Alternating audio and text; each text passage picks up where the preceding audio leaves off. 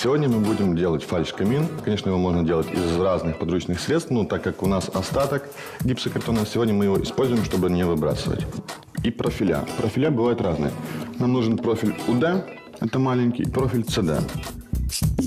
Маленький профиль мы крепим к стене, и потом в него будем вставлять профиль побольше. Это приблизительно выглядит вот так. Мы размечаем контуры камина на стене и на полу. Шаг первый. Крепим полупрофиль. Для этого нам понадобится шуруповерт, шурупы, в принципе, все.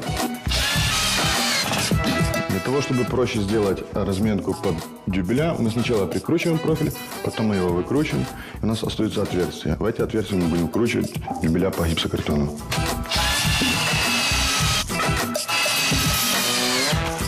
Шаг второй. Сейчас мы будем делать разметку нашего камина на гипсокартоне.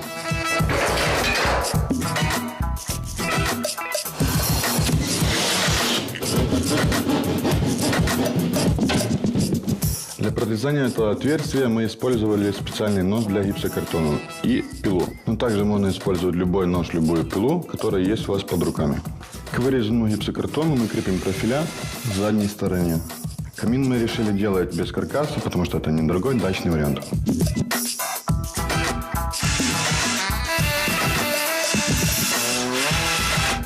Берем широкий профиль, вырезаем по четко заданным нашим размерам.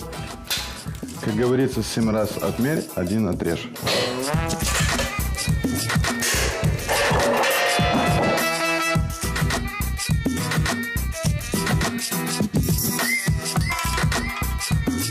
И вставляем в наши закладные, которые мы подготовили до этого.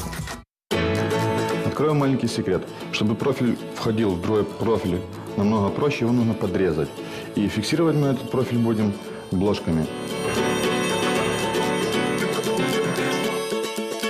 Что нам осталось сделать?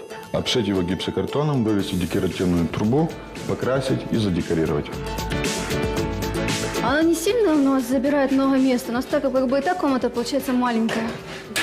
Ты знаешь, мне кажется, наоборот, этот камин, он несет более такую декоративную функцию. И надо как-то разделить вообще по функциям, да, да, зону? да, нашу зону для отдыха. Поэтому, так как у нас здесь нет настоящего камина, будет такой очаг. нам нужно будет повесить какой-то телевизор, и просто вешать его на стену будет как-то банально, мне кажется. Да. Поэтому интересно будет, если он будет так обыграно именно этим фальш-камином. Под камин, да, будет здорово.